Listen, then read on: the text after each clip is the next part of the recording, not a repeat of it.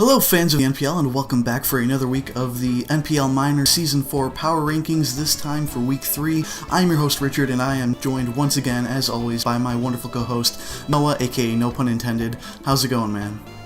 It's a pretty mixed day for me, but I'm just happy to be able to do another edition of Power Rankings once again. It's one of my favorite things I look forward to during the week.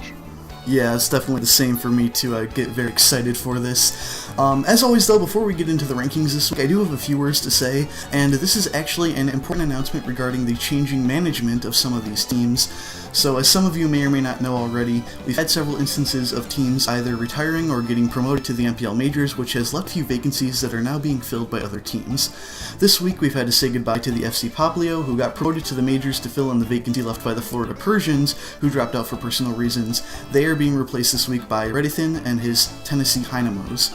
We are also saying goodbye this week to the Jersey Dwebbles and the San Francisco Arcaniners, as Cloud and George both have left due to their increasingly busy personal lives as well. The Dwebbles will be replaced by our former chief analyst Greg and his Los Angeles Clefable, and the Arcaniners team will fall to our new chief analyst and Majors power ranker Fallop and his Duford Drapions. There are more team transitions underway, but those will be effective in later weeks, so we will cover those teams when they are actually scheduled to play their matches. Lastly, before we get right into the ranks, I just have to say that ordering these teams this week was a little bit of a convoluted process for us given all these changes.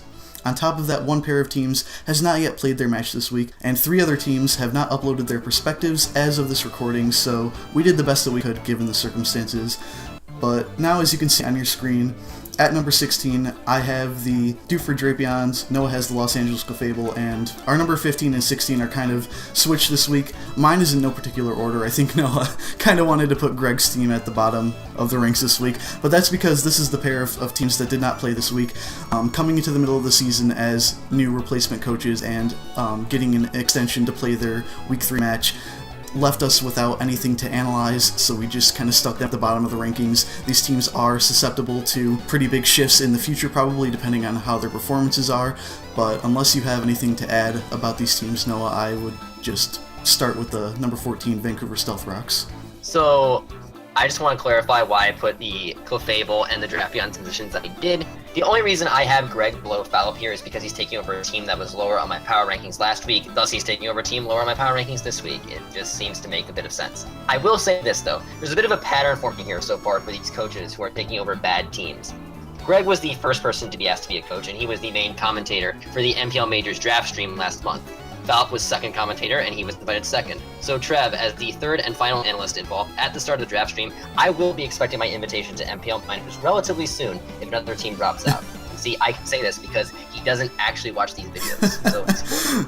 So why don't you move on to the Vancouver Stealth Rocks, which we both had at number 14. Oh man, poor Trev. We just keep roasting the guy. Deservedly so, though. But yeah, going into our number 14 teams, we both had the Vancouver Stealth Rocks. Carney has not uploaded his side of the match this week, but from what I could tell, Carney didn't play this match badly at all. He made a few questionable plays, but other than that, it just seemed like a good, solid battle, so I don't have much more to say on the match itself, but I will say that Carney is at my technical bottom of the rankings this week for the fact that out of the people who actually have viable teams to do well this season, Carney is perhaps the one who is on the shakiest ground for me. Noah. So I found a few more issues, I guess, with Carney's play, and again, it's very difficult to say because he didn't upload his side of the match this week. I was really questioning why he brought Poison Jab on Toxapex. I'm guessing it's because of Florges, because that's the main thing on Keegan's team that he would be able to hit with that. But if this is a no-attack Toxapex against a max defense Florges, which, why would you run attack on Toxapex anyway? It only does about 31 to 37%. I calc this, I noticed that. He also made a weird memento play with Uxie when it was at 82% health, I guess. He's got arguably one of the best Mons in Draft League with Landorus T, and he just hasn't been able to use that thing well at all. He's afraid to switch it in, he's afraid to put it on the offense, it's just not doing anything. And apart from that one game against Cloud, who we don't even know what Cloud was thinking in the game that he played, Carney doesn't really have very much to show, and that's why he's the bottom team out of the teams that actually played this week. But moving on to my number 13 team, I've got the Portland Trailblazerskins. Richard, you also have the Portland Trailblazerskins. The Portland Trailblazerskins are a team that is currently playing in Season 4 of the NPL Minors, and that's about all I can really tell you based on what I've seen from them at this point. Putting X-Scissor and Knockoff on Mega Pincer was, in my notes I called it kinky. I'm now beginning to regret that word choice a bit. His switch-ins are pretty much praying that his opponent doesn't bring coverage moves, and his general lack of recovery this week on his Mons really hurt him against Adam's team. And he seemed to rely on Ditto quite a bit, which ended up kind of biting him a lot. Needless to say, the main reason he's down here is he lost to a team that we both didn't have particularly highly, and that is that. Richard. Yeah, so Andrew has also not uploaded his video as of the time of recording this for either week 2 or week 3, so we only have his opponent's perspective to go off of. This week, it seemed like Andrew was playing the first half of the game very well for the most part.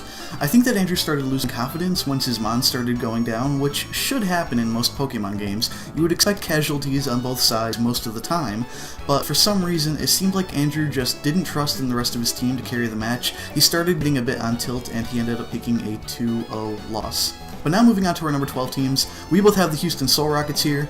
Choice of Serena was a great point of prep, and it did decently well in the match, picking up a few kills at the end. Sacking the Mew to the Mega Pinsir when it could have done a lot more work in the game was a bit of a misplay, but I think he knew that if he played the rest of the game well enough, he had the proper threats to take the game, which he did. So great job, Adam. Congratulations on breaking your defeated streak and the undefeated streak of the Trailblazerkins. The reason that I can't put the Soul Rockets much higher, though, is that he did pick up his first win against a team that, despite being 2-0, was very unsolidified in that position. Noah.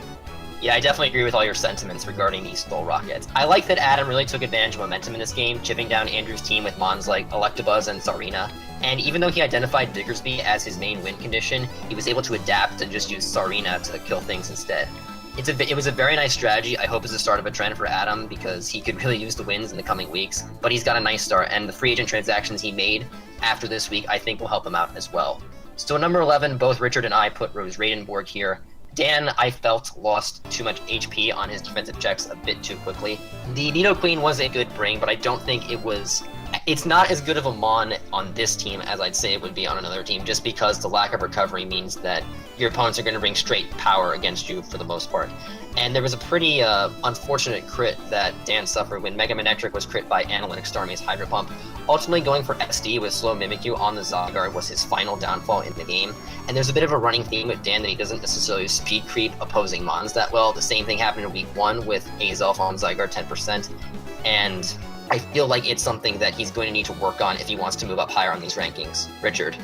So, Dan made a few misplays in this match, going for Roost with Kyurem Black on the Tornadus T when he maybe should have clicked Fusion Bolt, although it seemed like he was expecting Zygarde 50% to come in. Then he attempted to set up a Swords Dance with Mimikyu against the Zygarde, which he probably should have just gone for a Play Rough, as he ended up losing his Mimikyu.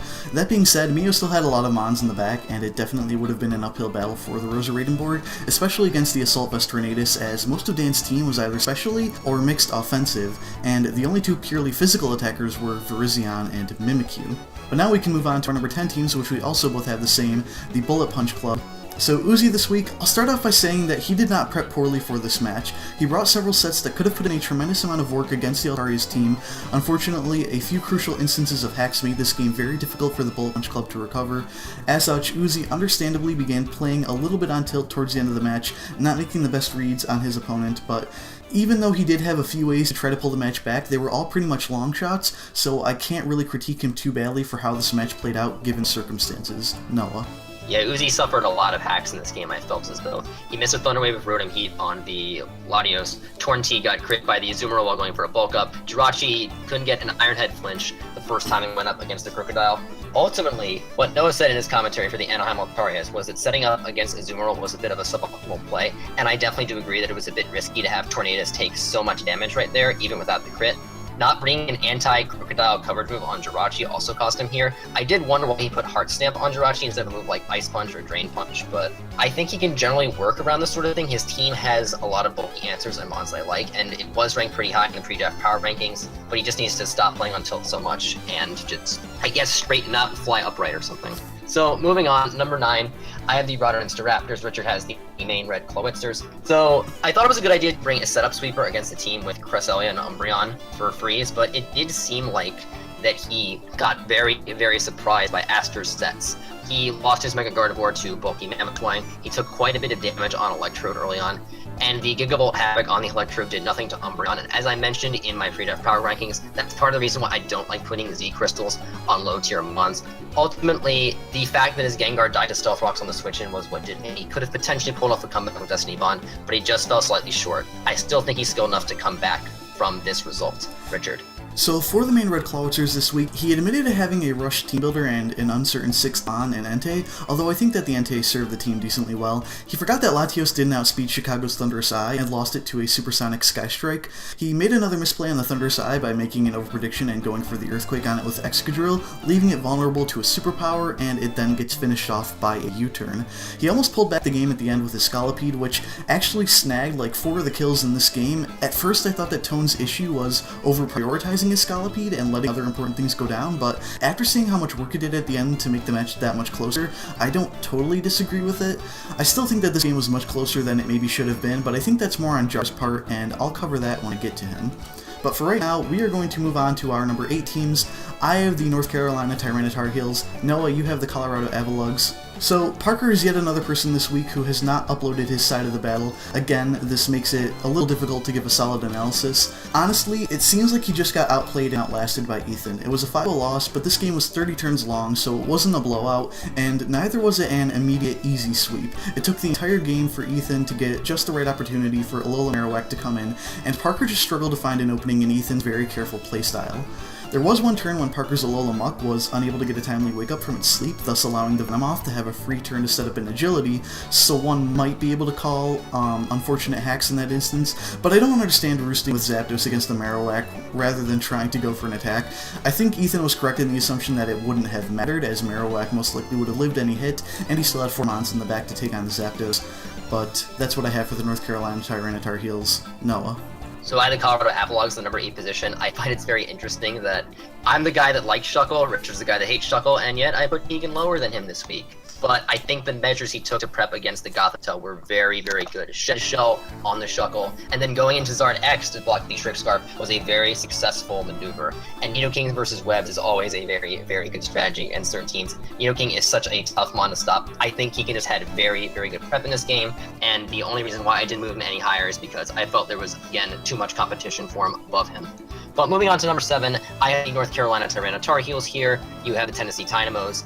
I was very surprised that Parker played so aggressively with his Volcanion in this game, and he ultimately lost it even though that Volcanion had a good team matchup against the squad that Tennessee brought. He tended to struggle against the Shaman. He just couldn't deal enough damage to it before it recovered, and ultimately he had to trick a Scarf onto it, and because of that he lost to a Speed Pass into Alolan Marowak. A 1-0 loss last week wasn't enough for me to drop him, but a 5-0 loss is definitely a bit of a sign that he's sort of slipping, and he is going to need a bit more time with his prep in order to come back from that. Richard. So at number 7, I have the North Carolina Tyranitar Heels opponent, the Tennessee Dynamos, and this was a great debut in the MPL for Tennessee, starting with a 5-0 victory against a very good opponent. His prep was solid, his play was better, knowing when to hold back with his setup mons and not getting too greedy, and saving the Alola Marowak for just the right time to sweep. Having both Flare Blitz and Fire Punch on the Marowak was very smart, as it ensured that he wouldn't kill himself with the Reboil. But now moving on to our number 6 teams, I have the Colorado Avalugs. Noah, you have the main Red Clawitzers. So for the Colorado Avalugs, this week Keegan actually brought Shuckle. I'm surprised he didn't just get 6-0'd from Team Preview. I mean, Shuckle's just that bad. Now, he claims that Shuckle got a kill this match, but it was really just Uxie killing itself with Memento while Mega Charizard X got switched out into Shuckle, so it technically counts as a kill for Shuckle, but not really. In all seriousness though, I like the way that Keegan prepped and played this game. Belly Drum Zardex would have been an amazing bring like he said, but what he actually brought was effective enough to get him a win. It was effective enough to get him moved up, and that's about all I have. Noah.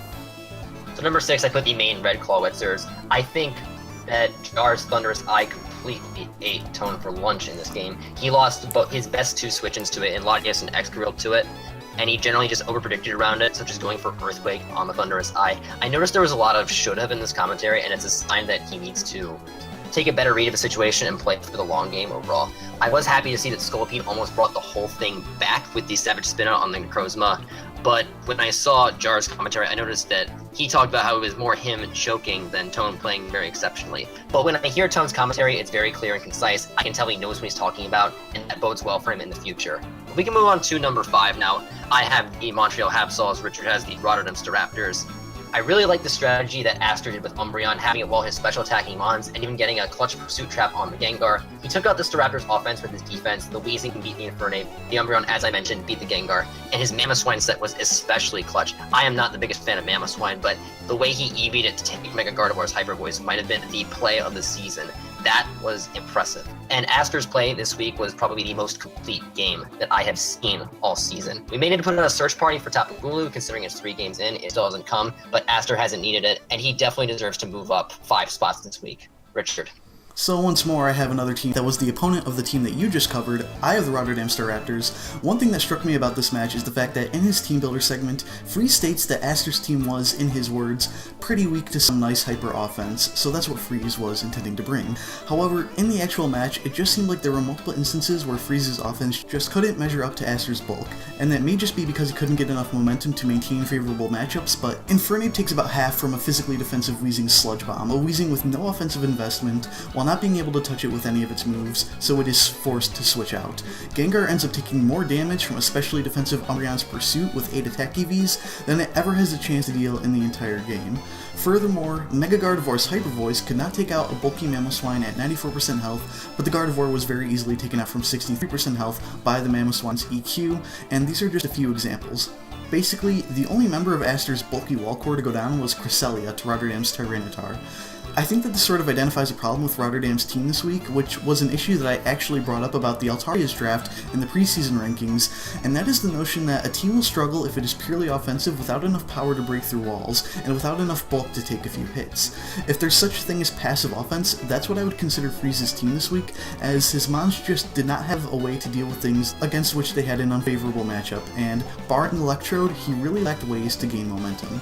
But enough about that team. Moving on to our number 4 teams, I have the Montreal Habsels, you have the Oklahoma City Thunderous. Aster prepped and played this game really well, in my opinion. Pursuit on Umbreon to catch the Gengar on the Switch was brilliant and hugely effective.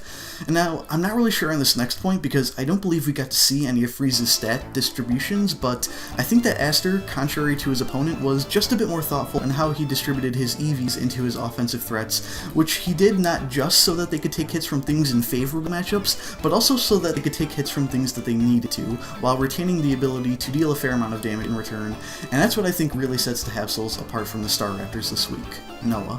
So number 4, I put the Oklahoma City Thunderous.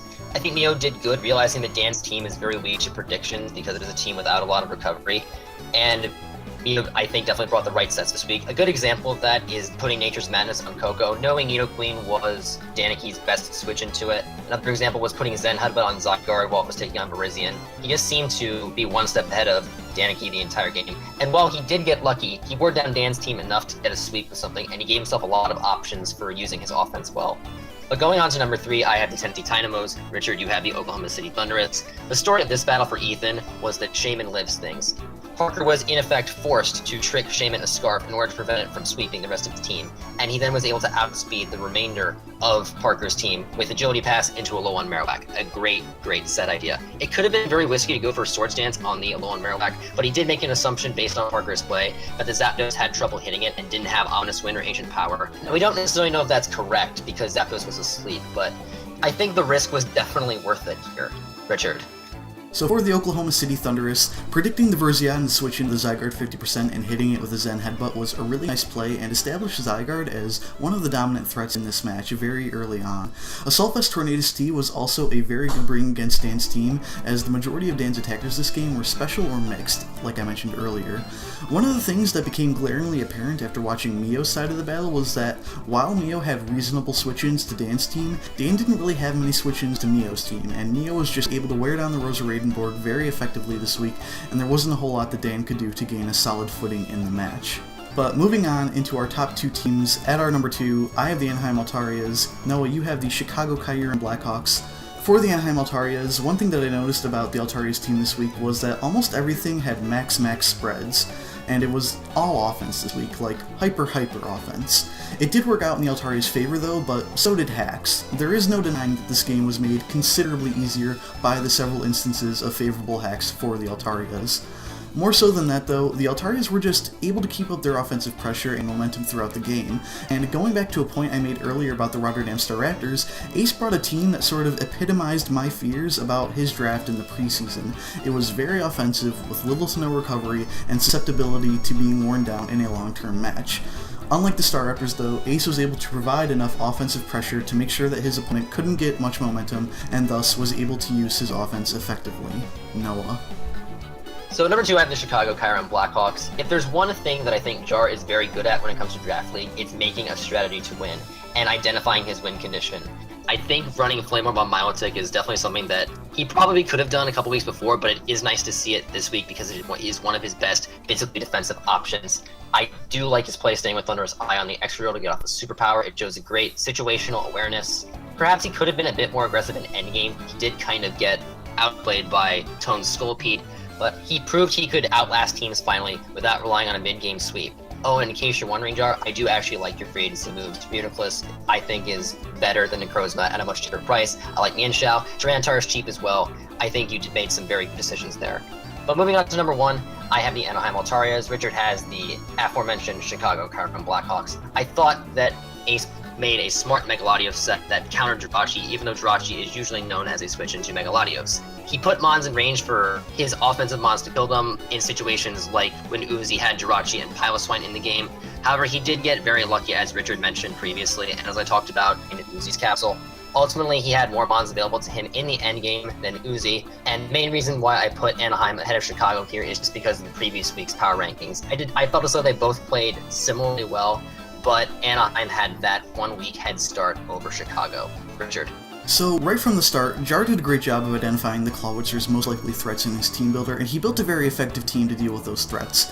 Now, Jar did pull off a narrow win, however, it really should have been a much, much bigger win, and the only reason that it wasn't a 5-0 or a 4-0 was because Jar almost choked the game away by sacking his Melodic to the Clawitzer's Clefable when he easily could have recovered to a decent amount of health and sent in the Heatran to deal with said Clefable. However, because Jar let his Melodic go down with main Scolipede still in the back, and because Clefable was carrying HP ground, and therefore was able to pop the Sugar Berry on the Heatran, it enabled Scolipede to come in after Clefable went down and kill the Heatran with Earthquake. Jar then sends in his full health Necrozma, knowing that it could take 1 Mega Horn from the Scolipede. However, what he doesn't do is scout for the Savage Spinout, which he admitted to having seen in his mocks, and Necrozma goes down. Thunderous Eye goes down to a Poison Jab as he misreads the Scolipede set even further, and at this point, Jar just has to hope that his Mega Medicham doesn't get critically hit by the Mega Horn. Luckily, Jar's Medicham does survive the Mega Horn, and thus we can talk about him as one of the last 2 undefeated teams coming out of Week 3. Jar is at my number 1 this week because, chokes aside, the Chicago Chiron Blackhawks are, in my opinion, the most threatening team in the league at this point in time. And just to note, I do also love Jar's transactions at the end of this week. I think it makes his team a lot more threatening than he had already shown it to be, contrary to our preseason analyses. But I think that's going to finish up our power rankings for this week. Noah, thank you once again for joining me. I hope that this wasn't too difficult to get through, given how late it is for us. It's kind of a lot later than we usually record the power rankings, so I think we're a little bit worn down from the day. So sorry if that pulls through any of the commentary. I'll try to clean it up as well as I can in editing. But Noah, do you have anything else to say to the people watching at home? Well, I do want to give you a lot of credit for managing to edit these power rankings so much. It really helps when it comes to making me at least sound like I know what I'm talking about, so I do want to thank you for that. Alright, and it stops me from sounding like a total idiot, which I honestly think your analyses are a lot better than mine, just saying, but yeah, so... And I think the same of you, honestly. Well, I'm very grateful to hear that. I couldn't ask for a better Power Rankings partner. I hope you guys enjoyed this rankings. If you did, please leave a like, please leave your comments, leave your rankings, go check out the coaches, go watch the battles, go check out the rest of the MPL, do whatever you have time to do, but just make sure you do it within the MPL, because everyone here is really great at what they do. With that, I think I'm just going to say goodbye, have a good night, or day, or whatever time of whatever it is for you.